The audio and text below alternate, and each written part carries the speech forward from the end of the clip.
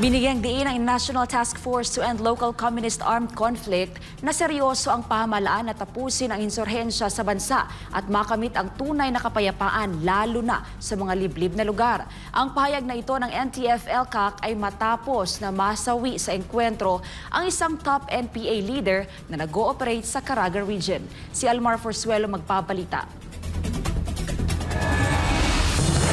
Hinangaan ng National Task Force to End Local Communist Armed Conflict or NTF-ELCAC ang Armed Forces of the Philippines o AFP sa matagumpay na pag-neutralize sa isang top New People's Army o NPA leader na nag-ooperate sa Caraga Region na si Mirna Solarte. Ang naturang operasyon ay pinuri din ni Undersecretary Ernesto Torres Jr., Executive Director ng NTF-ELCAC, dahil malakian niya itong tagumpay ng pamahalaan sa kampanya nito upang matapos ng komunistang teroristang grupo. Anya ang ginawang aksyon ng security forces sa Butuan City ay patunay sa kanilang hindi matatawarang dedikasyon na wasakin ang pamunuan ng NPA at ibalik ang kapayapaan sa Mindanao. Sinabi pa nito na si Mirna Solarte ay isang high-ranking CPP-NPA operative na responsable sa mga nangyaring kaguluhan sa kanilang lugar, kabilang na ang rebellion, arson at multiple murders. Binigyang diin pa ng opisyal ng pagkasawi ni Solarte ay tanda ng matibay na determinasyon ng gobyerno na protektahan ang komunidad mula sa karahasan at kawalan ng batas na pinapalaganap ng komunistang teroristang grupong CPP-NPA-NDF. Araw ng Miyerkules, February 12, 2025, napatay ng mga sundalo ng 30th Infantry Battalion sa ilalim ng operational control ng 91st Infantry Brigade ng 4th Infantry Division ng Eastern Mindanao Commando East Mincom si Mirna matapos ang nangyaring enkwentro sa sitio Tagulahi, Barangay Pianing, Butuan City, Agusan del Norte.